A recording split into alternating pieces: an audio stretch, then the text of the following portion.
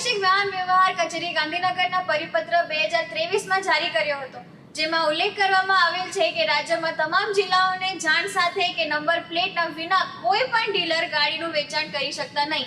તેમાં છતાં તાપીમાં પ્રાદેશિક વાહન વ્યવહાર કચેરી ગાંધીનગરના પરિપત્રની અમલવારી કરવામાં આરટીઓ કચેરી તાપીના અધિકારી નિષ્ફળ. પ્રાદેશિક વાહન વ્યવહાર કચેરી ગાંધીનગરના પરિપત્ર 2023માં જારી કર્યો હતો, જેમાં ઉલ્લેખ કરવામાં આવેલ છે કે રાજ્યના તમામ જિલ્લાઓને જાણ સાથે કે નંબર પ્લેટ વિના કોઈ પણ ડીલર ગાડીનું વેચાણ કરી શકતા નથી. ડીલર કક્ષાએ નોંધણી કાઢવામાં આવેલ હોય તેવા તમામ વાહનોની વિગત 4.0માં ઉપલબ્ધ હોય.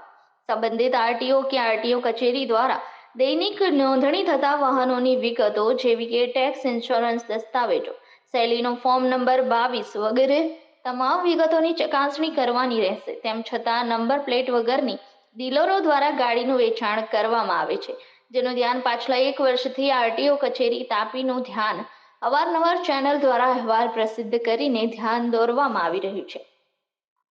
ત્યારે તારીખ 28 નવેમ્બર 2024ના રોજ બપોરે 3:30 કલાકે એઆરટી કચેરી ખાતે નંબર પ્લેટ વગરની ગાડી સાથે ગાડીના માલિક લાયસન્સ માટે ટેસ્ટ આપવા માટે આવ્યા હતા. એવું વાહન માલિક દ્વારા જણાવવામાં આવ્યું કે જે વાહન માલિક ઓફિસની બહાર નીકળતા મીડિયા પ્રતિનિધિ ઓફિસની બહાર ઊભા હોય, જેમની નજર સમક્ષ આ નંબર પ્લેટ વિનાની ગાડી આવી જતા એઆરટીઓ કચેરીના ઓફિસ નંબરની માહિતી આપવામાં આવી હતી. જાણ કરવામાં આવી તેમ છતાં આરટીઓ અધિકારી કે આરટીઓ ઇન્સ્પેક્ટર કે જવાબદાર કોઈ પણ કર્મચારીએ કોઈ કાયદાકીય કાર્યવાહી કરવામાં ન આવી હોય તે શરમજનક છે. ગુજરાત વાહન વ્યવહાર કચેરી દ્વારા નંબર પ્લેટ વગર ગાડીઓના વેચાણનો પરિપત્ર કરવામાં આવ્યો, જેને તાપી જિલ્લા એઆરટીઓ અધિકારી અને એમના ઓફિશિયલ નંબર એઆરટીઓ ઓફિસની સામે નંબર પ્લેટ વગરની ગાડી હોવાનું જણાવવામાં આવ્યું.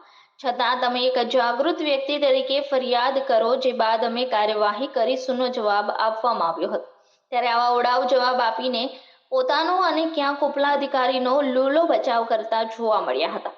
પોતાના એજન્ટો અને ડીલરો ઓટો સેલ્સને બચાવતા હોય અને પોતાની હોળી દિવાળી કરવાના ગેલમાં હોય તેવું સ્પષ્ટ દેખાઈ આવે છે. ત્યારે આવનાર દિવસોમાં જોવું એ રહ્યું કે નંબર પ્લેટ વિના ગાડીઓનું વેચાણ કરનારાઓ પર કોણ, ક્યારે અને શું કાર્યવાહી કરવામાં આવશે. શું નામ? મનીષ વિક્રમાદિત્ય. તમે આરટીઓ પર શું કામ આવ્યા હતા? લાયસન્સની પરીક્ષામાં. તો તમે જે ગાડી લીધી છે એમાં નંબર પ્લેટ નથી, તો ક્યાંથી લીધી ગાડી? ક્યારે લીધી છે? 28 ઓક્ટોબર. એટલે 1 મહિનાથી હજુ નંબર પ્લેટ નથી આવી. તમને જાણ કરવામાં આવી હતી કે નંબર પ્લેટ વગર ગાડી વેચાણ થઈ શકે, ના થઈ શકે? એવું કંઈ ખબર નહીં. એ તો 2-3 દિવસ ક્યાં 15 દિવસ શું કીધું હતું હેમોરવાળાએ? કાંઈ આવી જાય. હજુ કાલે હું નંબર આપી ગયા હતા અમે તો કાંઈક હવે આવી જાય 2-3 દિવસમાં આવી જાય. એટલે વાયદો કરે છે, નંબર પ્લેટ આવી નથી.